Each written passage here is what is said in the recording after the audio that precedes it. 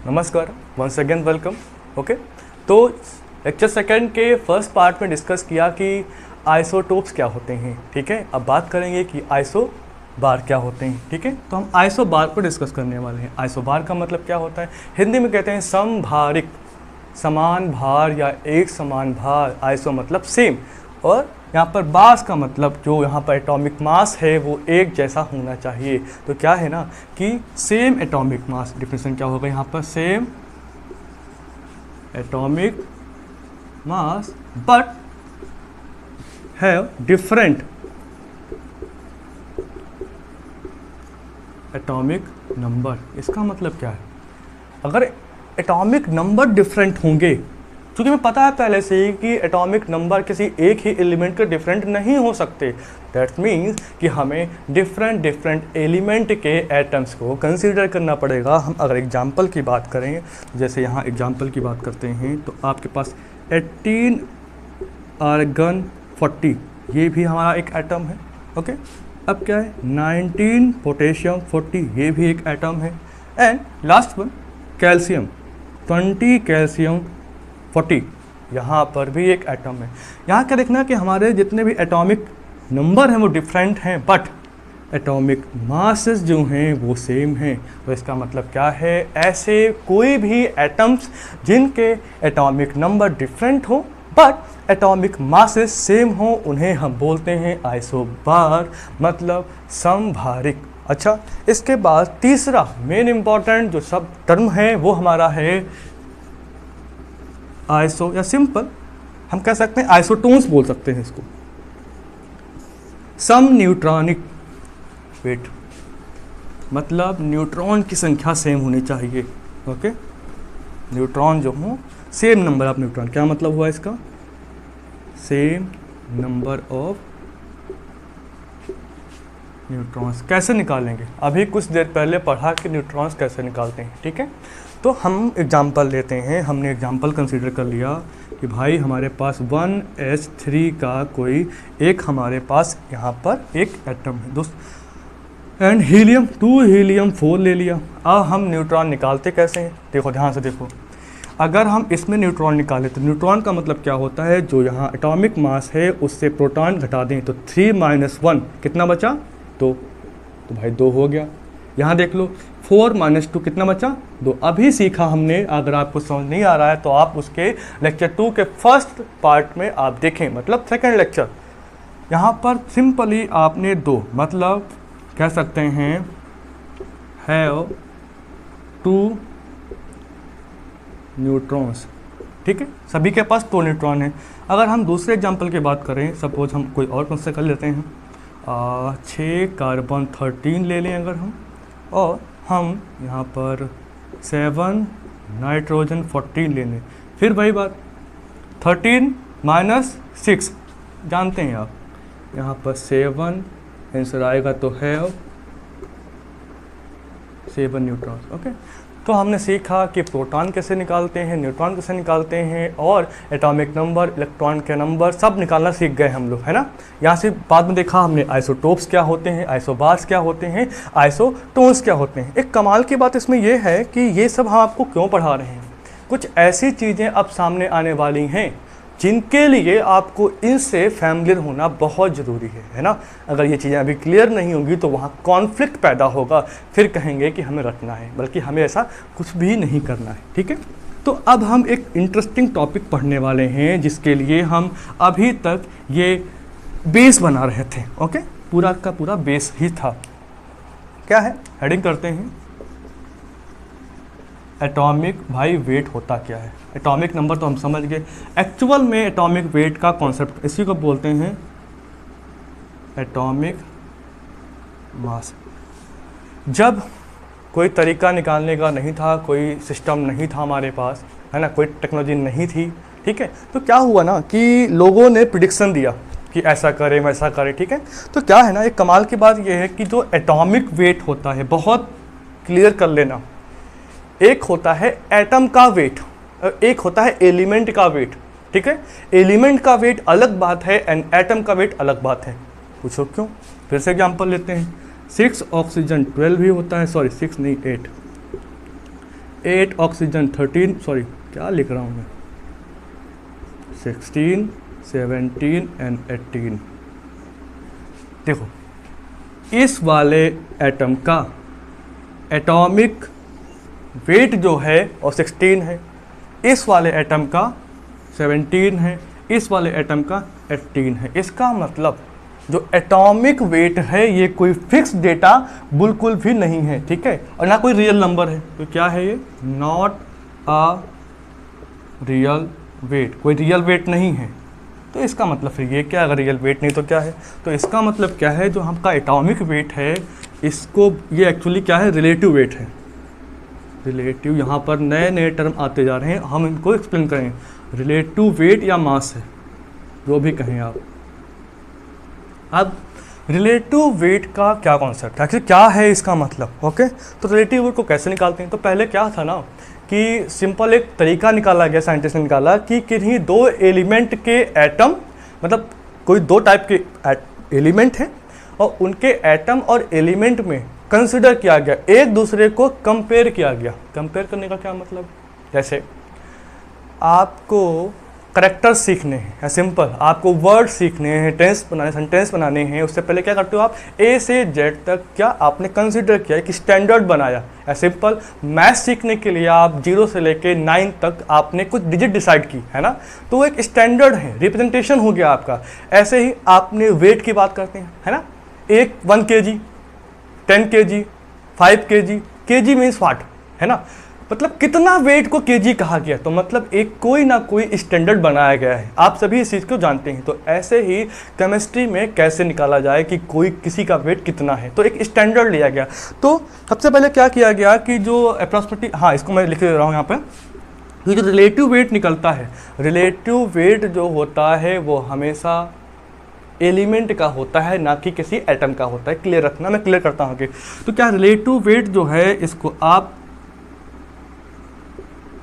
इसको कंपेयर किया गया किससे, एक बहुत अच्छा नाम है स्टैंडर्ड, इसी की बात करें, मानक लिया गया, ठीक है ना, स्टैंडर्ड एटॉमिक मास, ठीक है, स्टैंडर्ड एटॉमिक मास की तुलना में, मतलब इससे कंपेयर करके किसी भी एटम के एटॉमिक वेट को निकालते हैं। या सिंपल कहें क्या है, किसी स्टैंडर्ड एटॉमिक मास के रिलेटिव मास जो होता है, स्टैंडर्ड एटॉमिक मास के कंपेरेटिवली जो भी रिलेटिव मास होता है किसी एटम का या किसी एलिमेंट का, उसी को एटॉमिक मास हम कह देते हैं। तो इसका मतलब इसमें क्या चीज़ें ऐसी हुई, तो क्या था कि 90th सेंचुरी,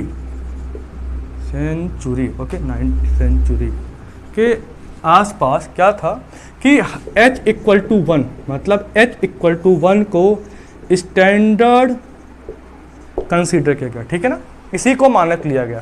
फिर देखा कि अबंडेंस जो होती है हाइड्रोजन 1H1 की होती है 1.001 के आसपास होती है, तो इसको 99.9 होती है ना। ये एस जो डेटा आया था ये एक्चुअल इसका मास था 1.001, इसकी बात नहीं करना अभी, ओके, आते हैं वापस कुछ। उसके बाद क्या है, तो ना फिर क्या हुआ कि इसको लोगों ने इस पर सही नहीं माना, कॉन्फ्लिक्ट पैदा हुआ। तो उसके बाद क्या हुआ कि ऑक्सीजन को माना गया, क्या, ऑक्सीजन O=16 को हमने स्टैंडर्ड लिया। ये कब हुआ था कि 20th सेंचुरी के शुरुआत में, जब स्टार्ट हुआ था अप्रॉक्सीमेटली 20th सेंचुरी, तो in the early of 20th century, उस समय ऑक्सीजन O=16 को स्टैंडर्ड कंसीडर किया गया। उसके बाद 1961, अप्रॉक्सीमेटली डेट यही है 1961, आई गेस यही है 1961, जो कि 20th सेंचुरी का ये सेंचुरी चल रही थी। तो क्या हुआ कि बहुत सारे साइंटिस्ट ने आपस में एक बैठक की, बैठक करके सबकी सहमति से एक सुनिश्चित किया गया कि भाई क्या करते हैं ना कि कार्बन को स्टैंडर्ड मान लेते हैं। वो भी कौन सा कार्बन, कार्बन का आइसोटोप 12 जो है उसको स्टैंडर्ड माना गया कि भाई आइसोटोप 12 वाले का जो एटॉमिक मास है उसको 12 कंसिडर किया गया। यहाँ पर ध्यान देना, इन्होंने क्या किया इस सेंचुरी में, क्या किया, जो कार्बन 12 था ना उसका एटॉमिक वेट 12 कंसिडर किया गया, और ये आज तक ऐसे ही चलता है। इसको आज भी एज ए स्टैंडर्ड कंसीडर करते हैं, ठीक है। तो अगर हमने देखा कि पहले कुछ ये लिया गया फिर ये, अभी इस पे हम फोकस करते हैं। अब मजे की बात देखो, हमने क्या कहा था कि एटॉमिक मास जो है वो कोई एटॉमिक मास कोई रियल वेट नहीं है, वो क्या है, एक रिलेटिव वेट है।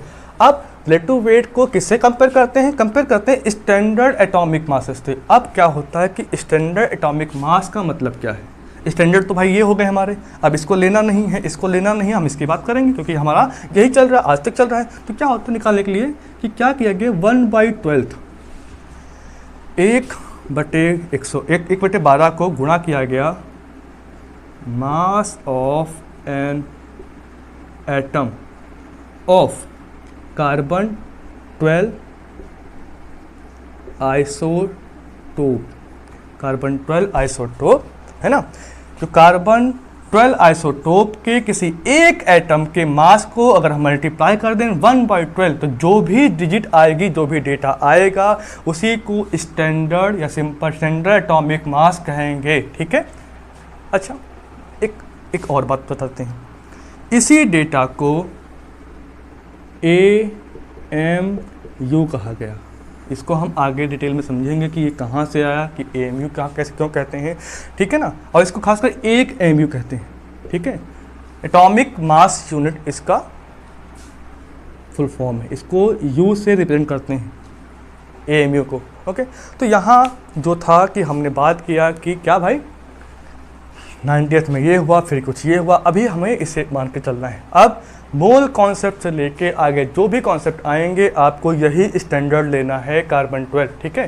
तो यहाँ पर क्या है ना कि हम इसको जब भी डिस्कस करते हैं तो हमें इसको ध्यान रखना होता है, ठीक है। तो मोस्टली क्या है कि रिलेटिव वेट के कॉन्सेप्ट को हम अलग सीखते हैं कि आखिर क्यों, कुछ क्वेश्चन है दिमाग में, वो हम अगर डिस्कस करें तो ये चीज़ें क्लियर होने वाली हैं। अभी क्या क्वेश्चन हैं कि भाई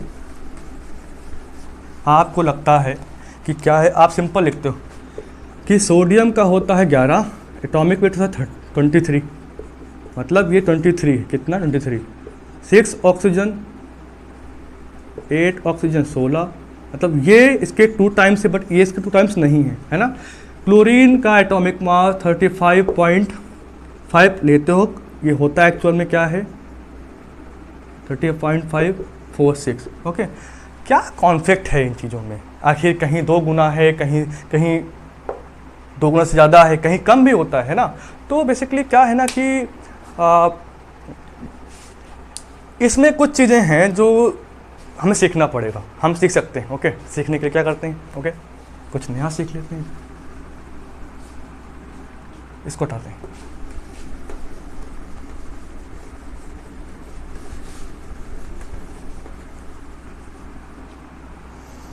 अगर हम बात करें concept of atomic mass, 1 second. So यहाँ हमने कुछ डेटा मेंशन किया है, कुछ डेटा है एंड कुछ डिफिनेशंस हैं और कुछ हम पढ़ने वाले हैं, ठीक है।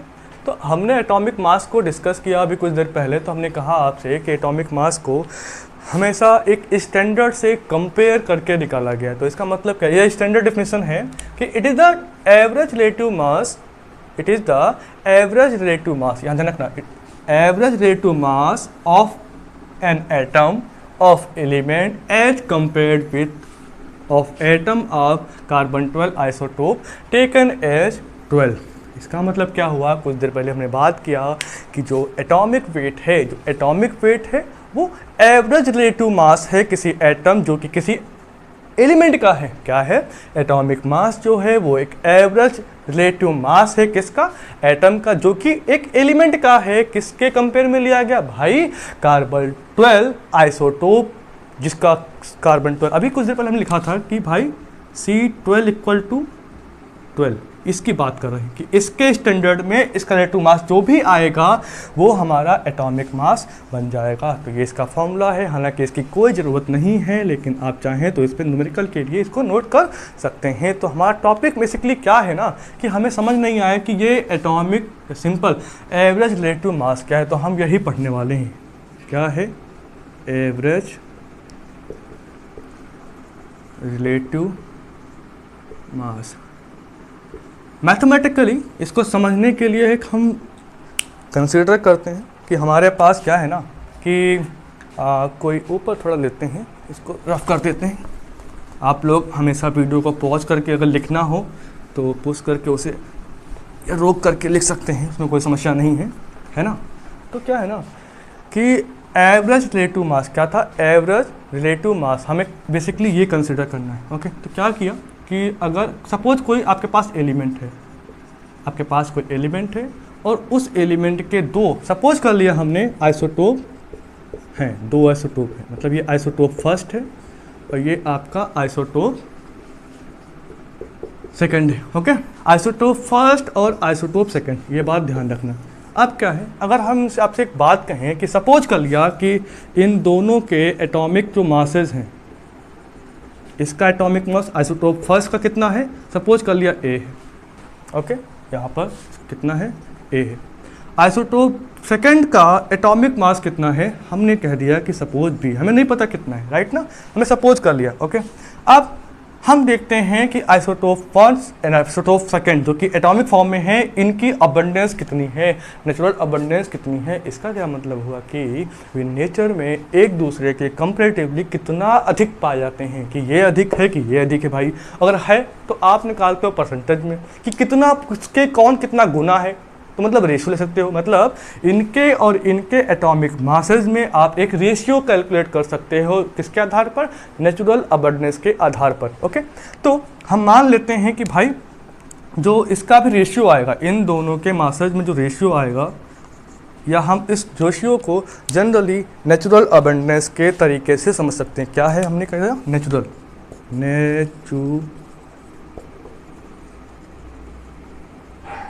ठीक है, कितनी है, हमने कहा कि मान लेते हैं इसकी m है और इसकी n है, रेशियो ले लिया हमने सिंपली, ठीक है, इसका m है इसका n है, ठीक है ना। यहाँ पे एटॉमिक मास क्या था, a था b था, तो कैसे कैलकुलेट करेंगे एवरेज एटॉमिक मास। एक बहुत सिंपल मैथमेटिकल फॉर्मूला है कि हम क्या करते हैं, एवरेज एटॉमिक मास, अपने को क्या करना है ना, एक ही आइसोटोप के जो भी एटॉमिक मास और अबंडेंस है उसको मल्टीप्लाई कर दो, तो A multiplied by m plus B multiplied by n, B multiplied by n बटे क्या है, दोनों की अबंडेंस को ऐड कर दो।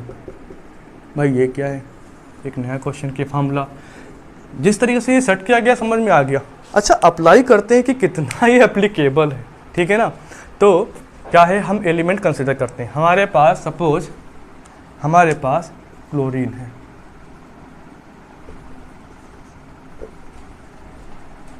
क्लोरीन ले सकते हैं, कार्बन ले सकते हैं, आप कुछ भी ले सकते हैं, फर्क नहीं पड़ता, ठीक है। हम यहाँ पे क्लोरीन ले रहे हैं, क्लोरीन क्या है, ये एलिमेंट है, not atom, element.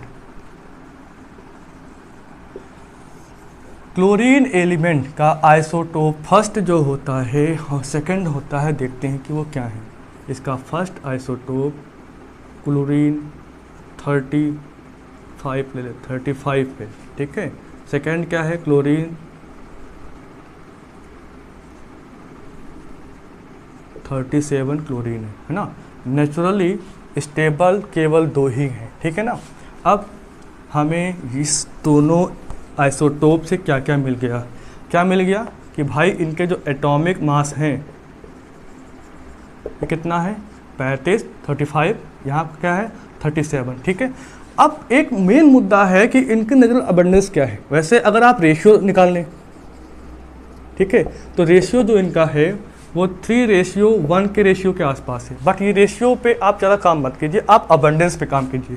Natural abundance कितनी है इसकी, क्लोरीन 35 वाले आइसोटोप की जो नेचुरल अबंडेंस आपकी है वो अप्रॉक्सीमेटली 77% है।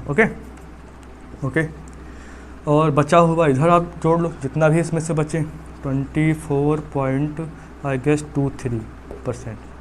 तो हमें क्या मिल गया, हमें एटॉमिक मास क्लियर है एंड नेचुरल अबंडेंस क्लियर है। अब हम उसका एवरेज एटॉमिक मास निकालने वाले, तो क्या है, इसको इससे मल्टीप्लाई करना है, कहीं कर दो 35 multiplied by 75.77, okay, plus b को एन से मतलब इसको इससे कर देते हैं 37 मल्टीप्लाइड बाई 24.23। ओके, फिर दोनों के अबंडेंस को ऐड कर दो 75.77 प्लस 24.23। आप इसको कैलकुलेट करिए। कैलकुलेट करने पर जो इसका आंसर है, हम सीधे आंसर लिख रहे हैं क्योंकि हमें पता है कई बार सॉल्व कर चुके हैं तो इतना तो याद हो जाता है। ठीक है, ये आपका आएगा 35.48 के आसपास, और इसी को आप लिख देते हैं 30.55। और अगर आप बहुत ध्यान से कैलकुलेट करें तो जो डेटा है वो एक कल आएगा 30.46। ये बिल्कुल एग्जैक्ट डेटा है जो आपके आवर सारी मतलब आपके प्रोडक्ट टेबल में मेंशन है। ठीक है ना, तो ये ऐसे निकलता है। तो क्या है ना कि हमने इसको पढ़ा क्यों, टारगेट ये था एक्चुअली क्या है, कुछ क्वेश्चंस हमेशा पीएमटी या मेडिकल में आए हुए हैं, कभी कभी जेई में भी मेंस में आ जाता है जब छोटे क्वेश्चन बनते हैं कि आपको क्या करेंगे, आप कोई एलिमेंट दे देंगे, एलिमेंट के जो भी आइसोटोप होंगे उनकी नेचुरल अबंडेंस दे देंगे। ओके, ये देने के बाद आपको ध्यान रखना है, आपसे पूछेंगे कि उसका एवरेज एटॉमिक मास कितना होगा, तो आपको पास मास क्लियर है, अबंडेंस क्लियर है, आप कैलकुलेट कर सकते हैं और यही आपका होमवर्क है। ठीक है, आप आंसर कर सकते हैं कमेंट बॉक्स में या सिंपली आप इनके आंसर करिए। कल हम नेक्स्ट लेक्चर में जब भी होगा हम इनके आंसर टैली करेंगे। ठीक है, देखते हैं कि आप सही करते हैं कि नहीं कर सकते हैं। एक क्वेश्चन था बहुत अच्छा, मुझे डिस्कस करना था, मैंने नोट भी किया है यहाँ पर, कि मैं लिख देता हूँ, क्वेश्चन आपको समझना होगा।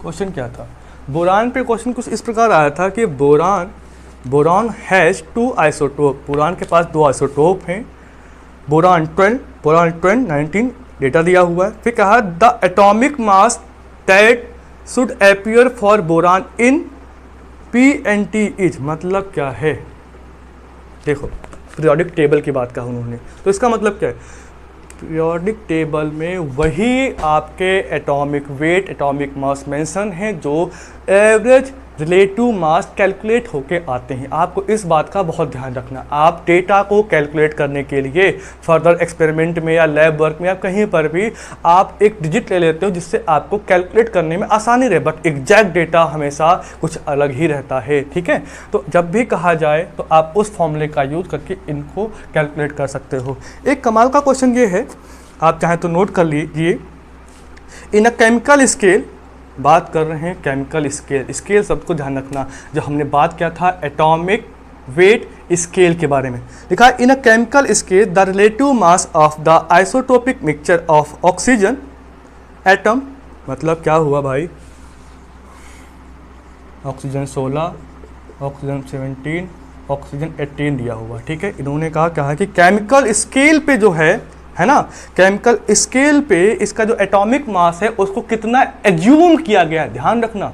इन्होंने कहीं नहीं कहा है कि प्रोडक्ट टेबल में इसका मास कितना है, इन्होंने कहा है कि केमिकल स्केल पर इस ऑक्सीजन के अलग अलग आइसोटोप जो है ना, इनके एटॉमिक मास को कितना एज्यूम किया गया है। जब भी केमिकल स्केल की बात हो तो आपको ध्यान रखना है, ये सिंपल ही आएगा 16 के इक्वल। ठीक है ना, इसमें आंसर भी 16.00, यही वाला आंसर जो है आपका सही होगा। ध्यान रखना, जब स्केल की बात करें तो आपको वो डेटा लेना है तो सिंपल, जो आप देखिए क्या होता है ना, आप क्वेश्चन कर सकते हो कि 16 ही क्यों। ओके, सबसे ज़्यादा अबंडेंस नेचुरल है ऑक्सीजन 16 वाले की, है ना, इसका मतलब क्या गया, जो ज़्यादा प्रेजेंट है ना उसी को कंसिडर कर लिया गया है ना।